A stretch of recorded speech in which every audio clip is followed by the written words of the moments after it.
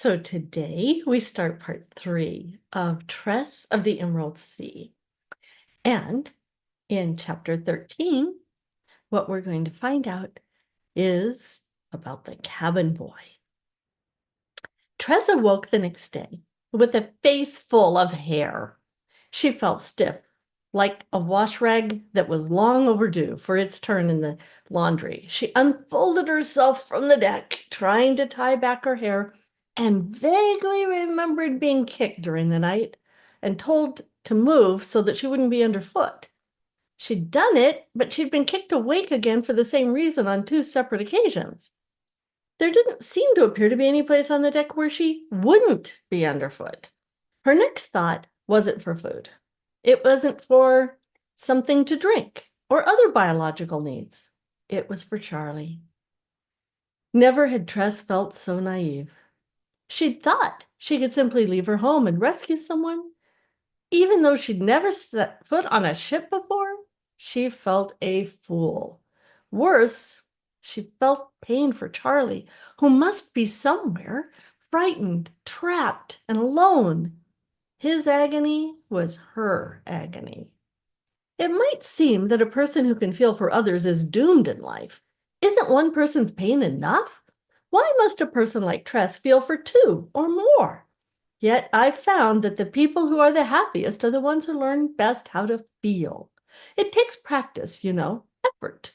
And those who, late in life, have been feeling for 2, 3, or 1,000 different people, well, it turns out they've had a leg up on everyone else all along. Empathy is an emotional loss leader. It pays for itself eventually. That wasn't much of a comfort at the time for Tress, miserable on the deck, realizing that before she could even think of helping Charlie, she was going to have to find a way to save herself. She huddled against the gunwale and heard someone below decks yelling that "First watch" could come to mass. Huck whispered something to her and scrambled off to investigate. Tress's grumbling stomach reminded her that the last thing she'd had to eat or drink had been the water that made her see pigeons. So, aching, she climbed to her feet. Mess meant food on the ship, right? Maybe they wouldn't notice if she... A lanky figure in an unbuttoned military coat stepped in front of her. Bald, with scruff on his chin, the fellow wore a sword at his side and had 2 pistols tucked into his belt. Laggart, the cannon master, was the ship's first officer. He had wiry muscles, and that long neck and bald head hinted he might have been a buzzard somewhere in his family tree. He looked Tress up and down. "First watch can eat," Laggart said. "Those are the men and women getting ready to take over sailing for the day. Are you going to be working the sails or rigging today, honey hare?" "No," Tress whispered. "Second shift will eat next," Laggart said. "They worked all night, and they can eat as soon as their replacements arrive." "And what watch am I?" Tress asked softly. "Captain says you're third watch," Laggart said, then smiled as he left. Eventually, second watch was called, and the sailors exchanged places. Tress waited, groggy and stiff, and she waited and waited. One might say she was quite the waitress this morning. Third watch was never called. Tress suspected she was the only one assigned to it. So she did her best to ignore her stomach, instead observing the pirates at work. Maybe if she learned their tasks, she'd be able to anticipate how to keep out of their way. She spent the morning so occupied, and fortunately, most of them didn't seem bothered by her. They weren't a jovial crew, but they were apparently a dedicated one. A few times Tress caught Captain Crow watching her from the side while drinking from her canteen. Her glare made Tress feel like a stubborn spot on a window. Best to put herself to work. She rummaged in her sack, checking on her cups, then took out her hairbrush. After beating her hair into submission and locking it away in a braid, she picked up her bucket and floor brush, then realized she didn't have any more water or soap. She stood there and looked foolish before someone approached her with a fresh bucket for her. She thanked him, then with a start realized she recognized him. It was Hoyd, cabin boy of the Whistlebow. There was no mistaking his gangly figure and his pure white head of hair, though everyone called him Boy. He appeared to be in his 30s and evidently of sound mind until he opened his mouth. My gums sure do like a lickin', he said to her. Then he walked away with a bow-legged gait that made him wobble like a drunk penguin. Yes, that's me. No, I don't want to talk about it. And as I wandered off to go stuff shoelaces up my nose, Tress moved up the quarterdeck as it had less traffic. Here she sat to work again. Turned out Tress was quite good at scrubbing decks. It was like scrubbing windows, except you didn't need to be able to see through them at the end. In fact, it was too easy, perhaps, dreaming of her washing talents, like hiring a world-class surgeon to cut the crust off your sandwich. During her breaks, she watched the crew. She was able to pick out other faces like that, like Hoyd. She knew, if only vaguely. Often ships passing the rock would unload few crew members. These would get a pass from the inspector and would be hired on by another visiting vessel. This didn't seem to be a notably rough lot. It was a mixed crew with a variety of ethnicities and nearly as many women as men. That wasn't uncommon in the four seas. You took whoever was willing. Sexism interfered with profits. How had such a normal crew ended up as pirates? And not merely ordinary pirates, bloodthirsty ones who would sink a ship without asking for plunder? They didn't even cover up the name of their vessel, Tress thought. And they left one sailor alive. Something was strange about this ship. I've been wanting to gargle my shirts, I said. Walking past, I pointed at her with both hands and winked. But I ate them last week. Tress cocked her head, watching me wander away. As she did, Huck scampered across the deck and up on her shoulder. What's wrong with that guy? The rat asked softly. I'm not entirely certain, Tress whispered. I've met him before, though. He's nice, if weird. People who collect stamps are weird, Tress. That man is a few eggs short of a dozen, and he doesn't realize the other 10 he's collected are actually rocks. Sigh. All right, so here's the thing. I'd had an encounter, well, more of a collision, with the sorceress a few years before. Let's just say she had something I needed, but liberating it from her proved more difficult than I'd assumed. The end result, the sorceress gave me one of those famous curses. Look, even the most graceful dancer trips once in a while. My curse took away my sense of taste. Well, my other 4 senses as well. What did you find out? Tress asked the rat. I snatched some food, Huck said, but could only get rat-sized portions. Sorry. Also, they really are towing a pirate flag. I guess they're new to this. Maybe that's why they accidentally sank the other ship? No, Tress whispered, returning to her scrubbing. They left one sailor alive on purpose and didn't cover their ship's name. They didn't sink that ship because of inexperience. They did it to declare themselves, Huck agreed. The pirate vision of sending out a crier to announce the sale at cobbler's shop. Moon shadows. They killed almost 30 people. Tress looked up at the crew working at their posts. Earlier, she'd read intent and focus in their movements.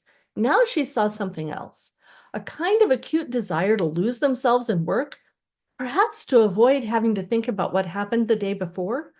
Something is very wrong on the ship, she thought again. Unfortunately, before she could think more on that, other matters of a more scatological nature demanded her attention. The Dugs. The Crow's Song was a much larger ship than Tress's previous one. Ott's dream had been a two-masted vessel,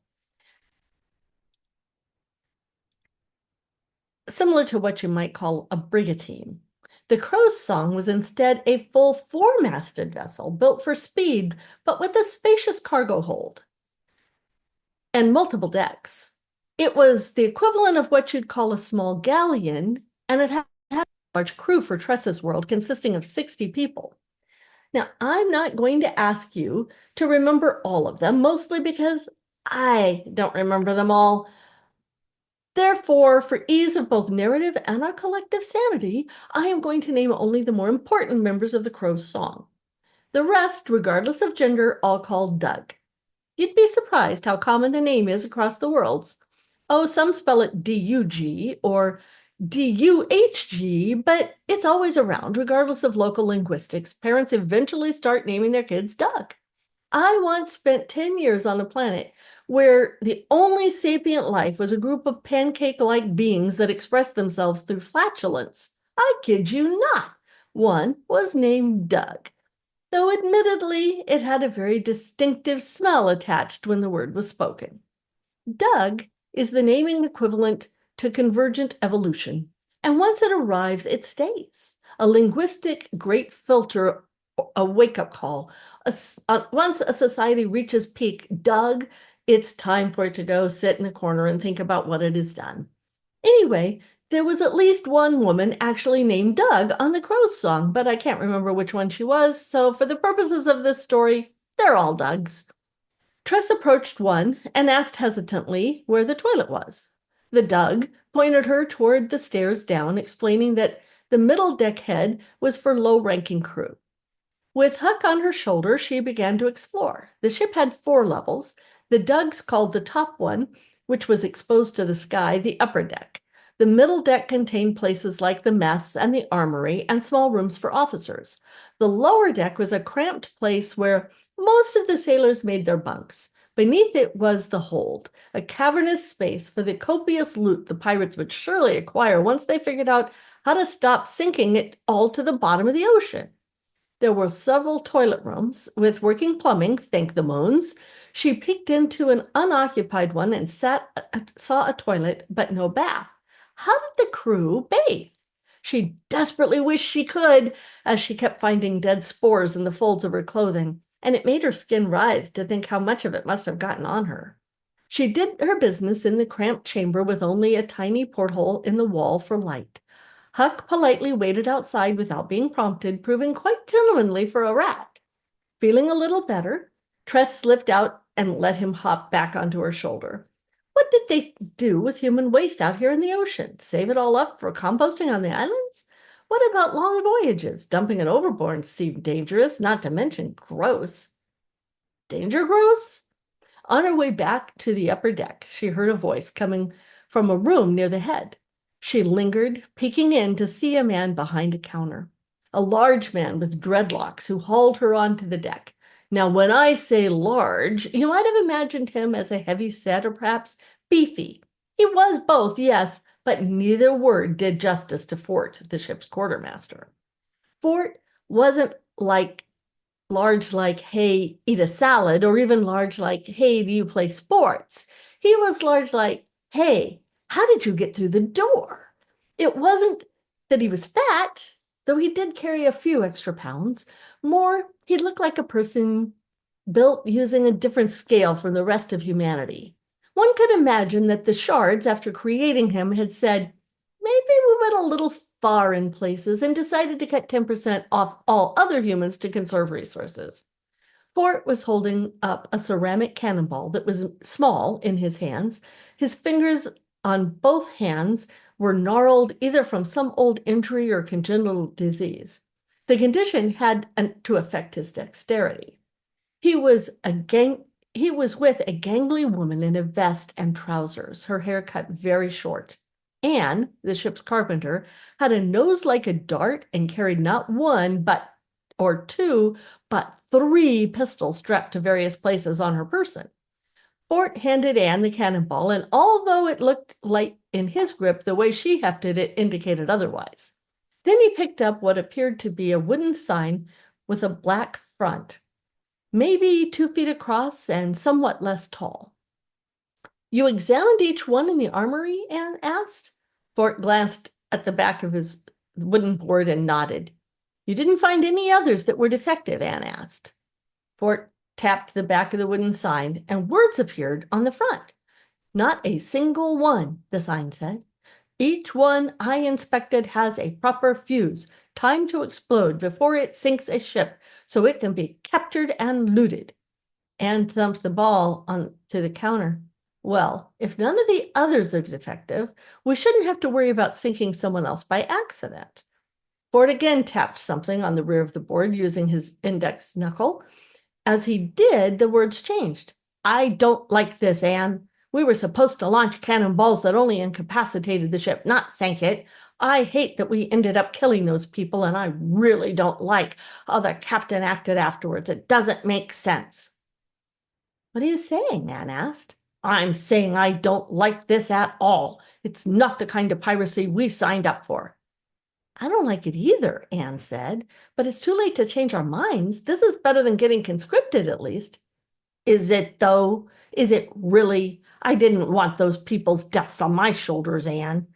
Anne didn't respond. Finally, she stood up straight, walked toward the door. Tress felt a moment of panic, not wanting to be discovered eavesdropping, and scurried back into the head. Tress listened to Anne leave up the steps outside. What do you make of that, Huck? She whispered. I don't know, he said. Sounds like they don't intend to seek Ott's dream, which makes sense. But after the first cannonball broke through the hull and started the ship going down, the pirates must have decided to just finish the job. Tress nodded, although she didn't know what to think about all of this. They're still culpable, though, Huck added. What did they think would happen turning pirate and attacking? They can't simply decide to be sad for killing someone after trying to rob them. These pilots are outlaws now, Tress. Doesn't sound fair, she said. The king would hang the quartermaster even if he didn't fire the cannon. The law is clear. Felony murder rule, to be precise. Commit a murder and someone dies, that's murder. Commit a crime and someone dies, that's murder. Even if you weren't intending it, the Royal Navy will be hunting this lot, and we'd best not be on board when they get caught, just in case the officials don't believe you're a captive. It was a wise suggestion. The ship was a death trap. Either the captain would eventually tire of her, or she'd end up dead in the inevitable fighting. She had a job to do in saving Charlie and couldn't waste time. But how to escape? She couldn't exactly jump overboard. Plus, her dry throat warned her that she had other, more immediate concerns. If the captain wouldn't let her eat, she wouldn't live long enough to escape. She snuck over to the quartermaster's room again and glanced in to see that the large man had turned his back toward his door. He was arranging things in his many trunks and boxes behind the counter. Could she steal something to eat? Or perhaps Huck could do it for her? She glanced at him. What? He asked loudly. Tress glared at him, making a shushing motion. I think he's deaf, Huck said. When I was prowling earlier, he heard someone mention that the quartermaster couldn't hear. Indeed, Fort continued his work, still facing away from them. He didn't notice them talking. I met a deaf human once, Huck said. She was a dancer, one of the best under the moons, best I'd seen anyways. I was enjoying the time with her, but it ended up getting interrupted in a rather abrupt way, which is a shame, but things happen. Also, I couldn't afford to talk to her since, things relating to who and what I am. Didn't want to reveal myself. Maybe, Tress suggested, this would be another good time to not talk. Unless you want one of the pirates to realize they have a potentially sellable, loquacious rat on board. Yeah, good point, he said. It's just I spent all those weeks hiding on the smuggler ship before they grabbed me. Got kind of lonely. It's good to have someone to chat with. She glanced at him. Which I will stop doing now. Tress moved to leave, but as she did so, one of the boards creaked underfoot. Fort spun immediately in her direction, then narrowed his eyes as he saw her. He might not have been able to hear, but every quartermaster I've ever known has a kind of sixth sense for when people are sneaking around near their goods. Beneath the enormous man's glare, Tress felt like bolting, but he had been the one who pulled her up on the deck. She stood in place instead until he raised his strange board from the counter. Come here, girl, it read. It wouldn't do any good to run. So, feeling like she was entering the dragon's den, Tress entered the room. Which leads us to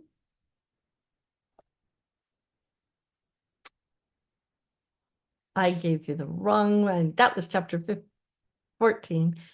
This is chapter 15, The Quartermaster.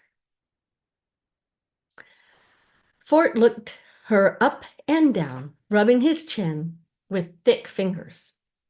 Finally, he tapped the back of that board, and his words appeared for her.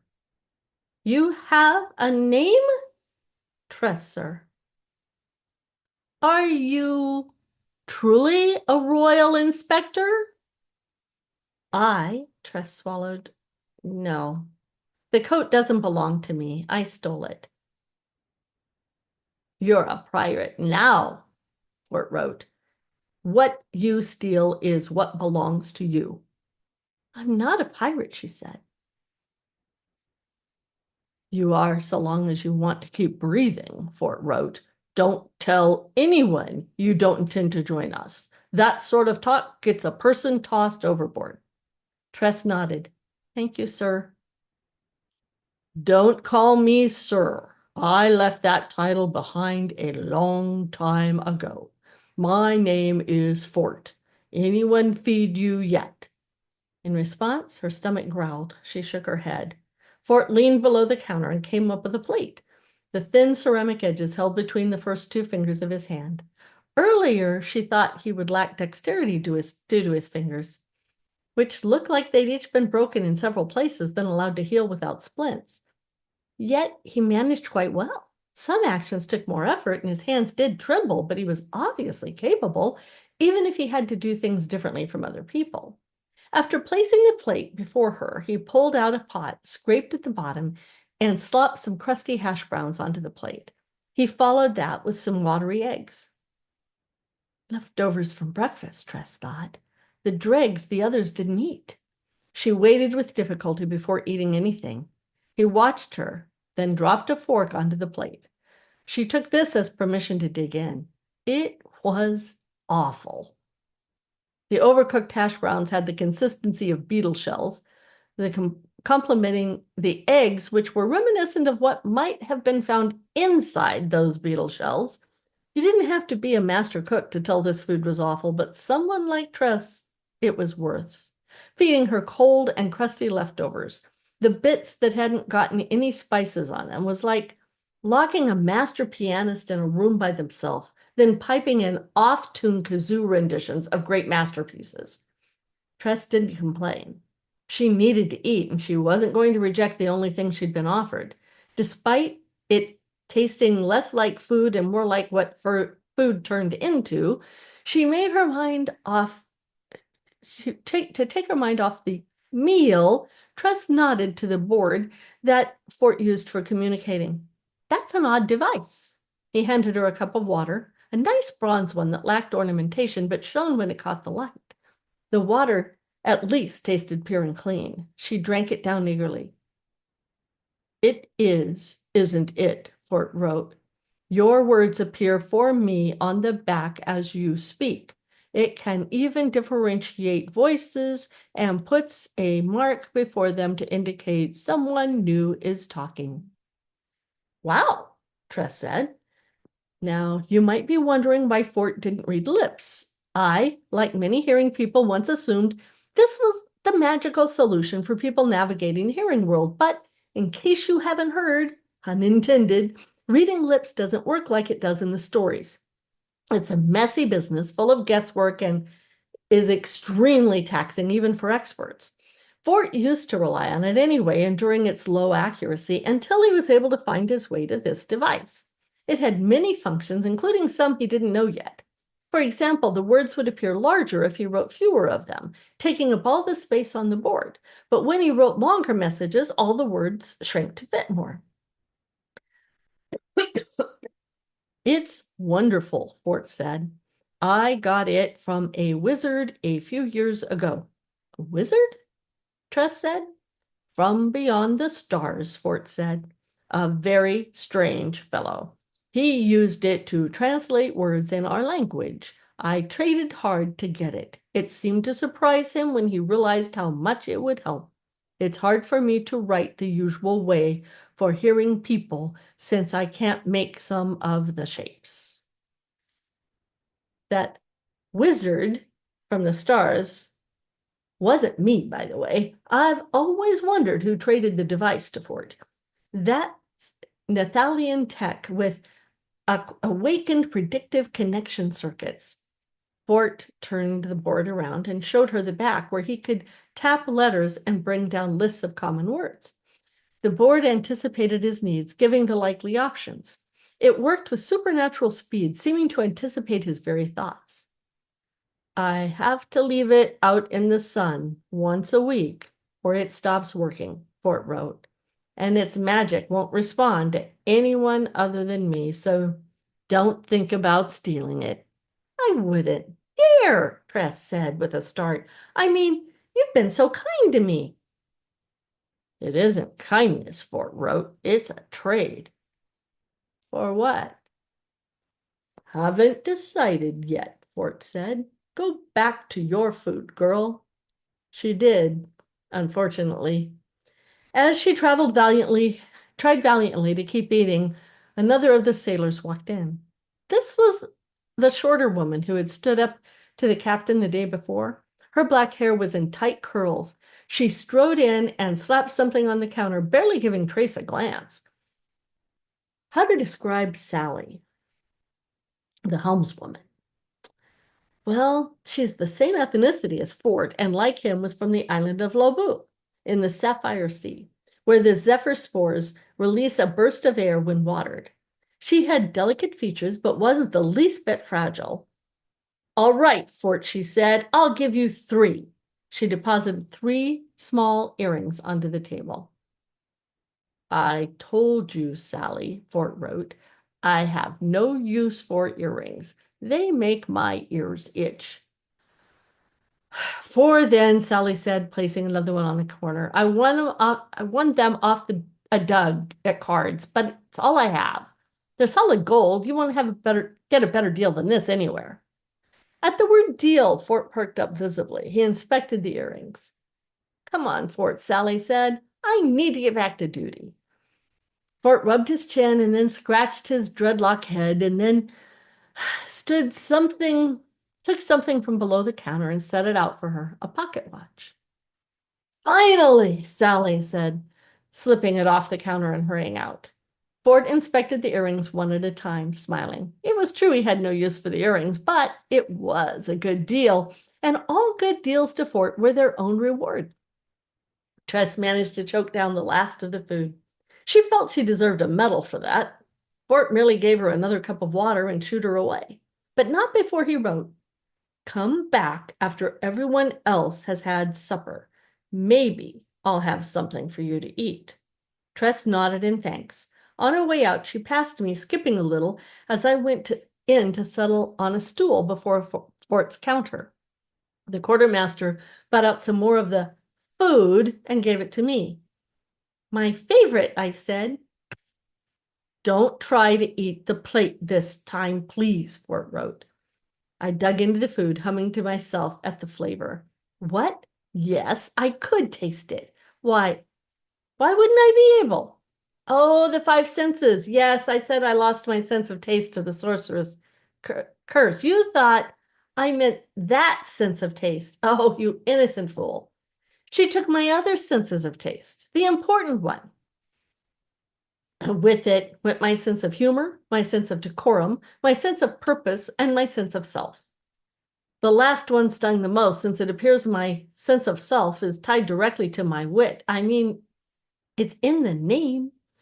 So, as a result, I present you with Hoyd, the cabin boy. Anyway, that rounds out the people you need to remember for now. Captain Crow, First Officer, and Cannon Master Laggart, Fort the Quartermaster, and the Carpenter, and Sally the Helmswoman. Everyone else was a dug, I think. Oh, right, I nearly forgot.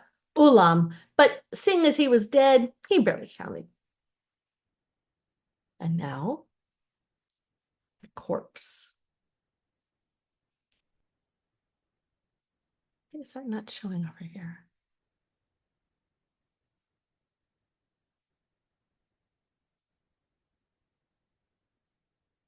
Hmm.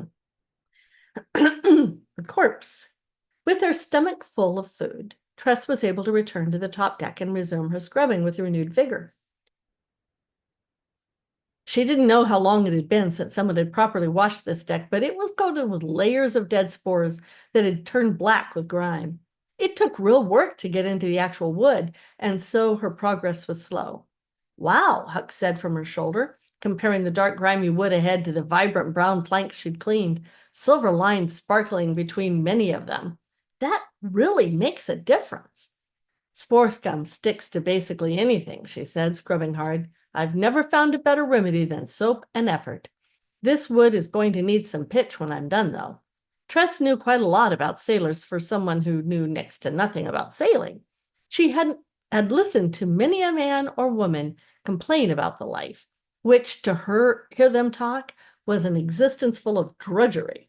Many an off-duty sailor in the tavern had been assigned scrubbing duty before, so Tress knew that pitch on the boards would seal them in and fill the gaps. But plus it made them far less slippery, and you always scrubbed across the planks, never along them, so you didn't wear grooves down the centers. Her head was full of wisdom like that, the wisdom of complaints. It also taught her the hierarchy of the ship's crew. Most of the sailors would be equal, save for the officers. She'd met all of those except two, the ship's surgeon and the ship's sprouter. She'd never understood the last term, not until she'd seen the man use the spores on the previous ship. She passed midday and ignored her stomach as it started to growl again. It should have known better after what she'd done to it at breakfast. Fortunately, she found out where to get new water from barrels in the hold, and she was allowed a cupful to drink each time she went to refill her bucket. Otherwise, she scrubbed. Tragically, this work, like washing windows, was great thinking work, and her mind was, as I believe we've established, often full of thoughts. That was one of the great mistakes people make, assuming that someone who does menial work does not like thinking. Physical labor is great for the mind, as it leaves all kinds of time to consider the world. Other work, like accounting or scrubbing, demands little of the body, but siphons energy from the mind. If you wish to become a storyteller, here's a hint. Don't sell your labor. Sell your labor, but not your mind. Give me 10 hours a day scrubbing a deck and oh, the stories I can imagine. Give me 10 hours adding sums and oh, you'll have me imagining at the end is a warm bed and a thought-free evening. Tress's mind spun around what the quartermaster had said about the cannonballs. What had gone wrong? She was so intrigued when she picked up the next section to scrub, she placed herself near the forward cannon. Moments later, a Doug called to her. Hey, you, he said. Hey, new girl, yeah, yes, you. Come on now, I need your help.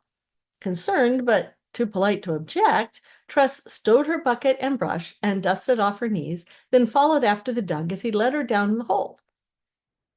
Here he gathered some cannonballs from a bin. Carry that, he said, pointing to a small keg near the wall. Tress hesitantly picked it up, finding it lighter than she'd expected. What's this? She asked.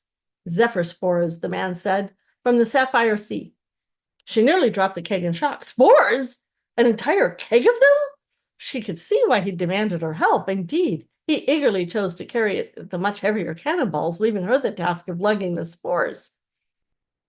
Why, she said, do we have a small keg of spores? For firing the cannons, the Doug explained. Can't just drop a cannonball in. You need something to go poof, send the ball flying. Spores? They used spores to fire cannons? She carried the keg more gingerly as they started up the steps. Normally, the Doug said, this would be old Weave's job, seeing as how it involves spores and all. Weave? Is he the ship's sprouter? He was, the Doug's expression fell. Nice fellow. Liked having him around. He was terrible at bluffing, so I always beat him at cards. What happened? Didn't want to become a pirate? No, didn't want to become a pirate. So he got off at port? Oh, he got off, Doug said, but there wasn't no port. He glanced toward Captain Crow, who stood at the quarterdeck sipping her canteen, wind blowing the black feather in her hat. Captain killed him? Tress whispered. He was the only one who stood up to her, Doug said, when she proposed this new occupational direction. Well, we've occupying the bottom of the ocean now. Sprouters are a crazy lot, always spending more time than's right around those spores. But he didn't deserve that, just for asking questions we was always thinking. He fell silent. At least now she knew why she hadn't met the ship's sprouter yet. And now you know why I didn't tell you to remember his name. Also, no, he's not the corpse. Well, he's a corpse, but he's not the corpse on the ship. There's another. Try to keep up. Then Doug led Tress to the cannon master's station. Leggett wasn't there at the moment, and the forecannon was lashed in place with its paraphernalia. The Doug began unloading cannonballs into a bin. All right, said Tress. I'm going to get a few more cannonballs to refill the stock. See that big barrel there? He said to Tress, sorry. See that big barrel there? It's lined. Like the keg you're holding with stuff that protects spores from our silver. We need spores alive for shooting cannonballs at other folk. The cannon master, though, he needs those spores in little pouches he can stuff into the cannon easily during a fight. You'll find empty pouches in the barrel. What you need to do is pour those spores into the pouches without spilling any of them and tying them off. Also, you got to do your pouring inside the large barrel because of the lining that protects the spores. The Doug shifted uncomfortably on the deck, his hands in his pocket, looking at her. Very well, Tress said. No complaints, he asked. She shook her head.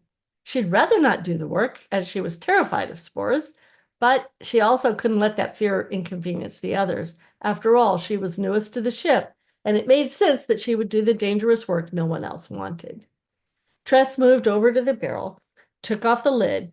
At the bottom were some filled pouches. A bunch of empty ones were in the little net attached to the outside. You're really not going to complain, the Doug asked. I complained when they made me do it. You're probably smarter than I am, Tress said. Any tips? There's a funnel, some goggles, and a mask. Other than that, try not to worry.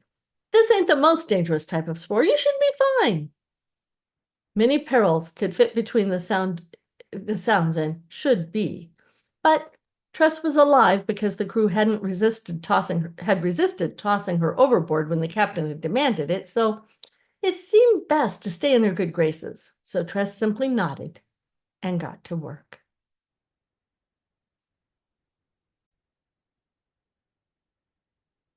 Chapter 17, The Carpenter.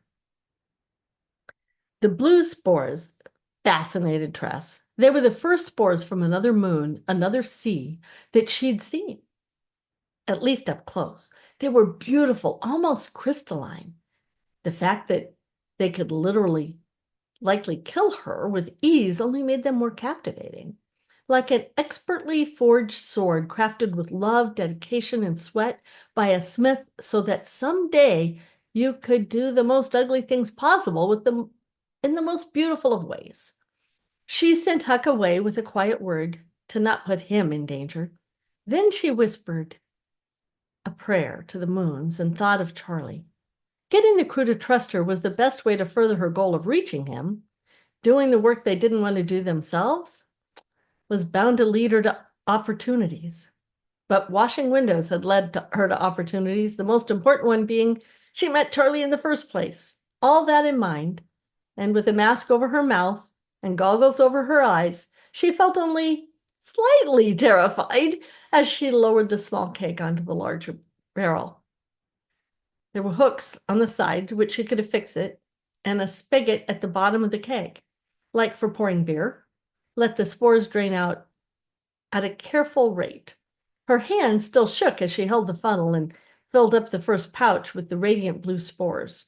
She tied it and set it carefully on the bottom of the barrel near the other pouches. She fell into a rhythm, filling them, taking care not to spill a single spore. It was tense work, Far worse for thinking than cleaning the deck, but Tress, being Tress, couldn't avoid thoughts entirely. She wondered exactly what the spores did that made the cannon fire. She wondered if there were other types of spores being carried in the ship's armory and who managed them if the crew sprouter was dead. Also, she wondered why the large barrel had a false bottom. She recognized it easily. After all, she'd spent several weeks becoming an expert on barrel contraptions and how to hide things in them. On one of the devices she'd prepared for leaving the rock, they'd installed a secret latch hidden right about there. She found it near the barrel's banding, a little piece of metal she could wiggle, and when she moved it, a hole, a little larger than a fist, opened in the bottom of the barrel. A few pouches of spores dropped in, and her breath caught. When she reached in to pull them out, her fingers brushed something else. A cannonball. Hidden in the cavity beneath the barrel's false bottom, there was room for 3 or 4 of them inside. She quickly pulled the pouches out and reset the device. As she returned to her work, her hands trembled even more. Her mind raced so fast it would soon need a new set of tires. She could see it. She knew what had happened. The cannon master was in charge of loading, aiming, and firing the weapon. He'd been given a rack of cannonballs, but who would be watching to see if he grabbed one from this secret compartment instead? Probably no one. She bet those hidden cannonballs wouldn't pass Fort's inspection. They wouldn't be rigged to incapacitate the target with vines. Laggert, the cannon master, had deliberately sunk that ship. But why? The entire situation didn't make sense for a multitude of reasons. It wasn't just the lack of plunder. Why bother hiding the fact if they were going to sink the ship? Why the subterfuge? It only made sense if... So Zephyr Spore duty, a voice said behind Tress. I wondered who the Dugs would force to do it now that Weave is dead. Tress turned to see the lanky, sharp-nosed woman with short hair who'd been talking to Fort earlier, and the ship's carpenter. Every ship needs a good carpenter. Oh, a sprouter can patch up a hole with a quick burst of spores, but silver erodes even a fully hardened rosette over time. It doesn't take a man long at sea to start contemplating how thin the barrier is between him and certain death. Just a plank.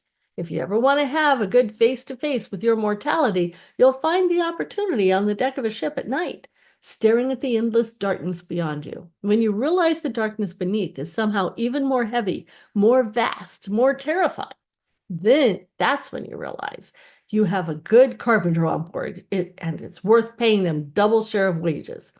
In fact, it's quite the steal. I don't mind the duty, Tress said, making another pouch. I'd do it again if they asked. Inwardly, she was uneasy with how Anne walked right next to the cannon, trailing her fingers on the metal. She'd been talking to Ford about the cannonballs. What side was she on? How many sides were there? And what had Tress gotten herself into? Sadly, she didn't know the half of it yet.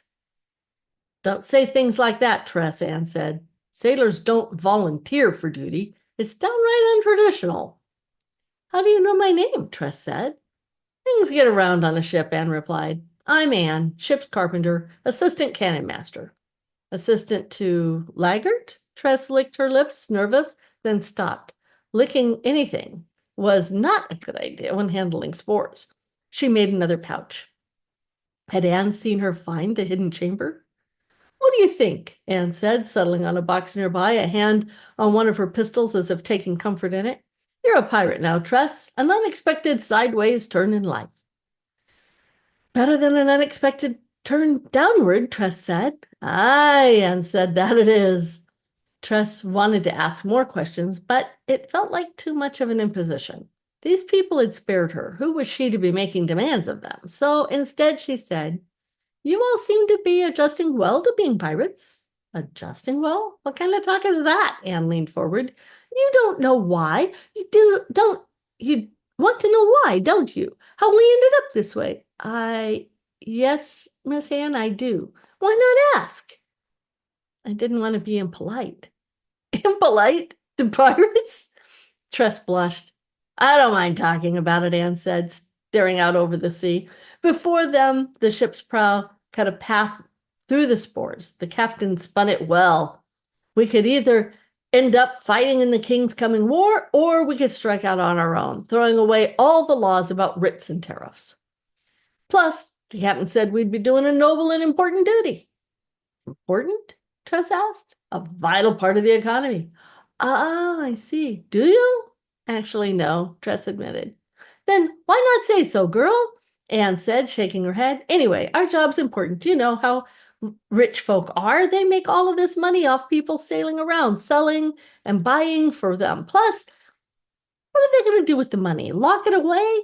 What good is locked away money? Ain't nobody going to enjoy it if it's trapped in a vault with Grandma's wedding ring. So we've got to take some, inject it back into the economy as a stimulus to help local merchants to sell folk who are just trying to live. We do an important service by stealing? Damn right, Anne said, shifting her hand onto her pistol.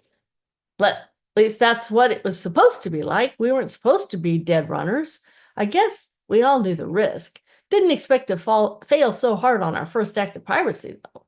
Tress cocked her head, barely resisting the urge to scratch at the place where the goggles met her face. Despite the silver on the deck, spores on her fingers could live long enough to do damage. I'm confused, said Tress. Dead runner? You don't know? Anne said. What kind of sailor are you? The kind that doesn't know what a dread runner is. She felt profoundly annoyed at being berated for withholding questions and then being mocked when she didn't. There are two varieties of pirates, Tress, Anne explained. There's the ordinary kind, then there's dead runners.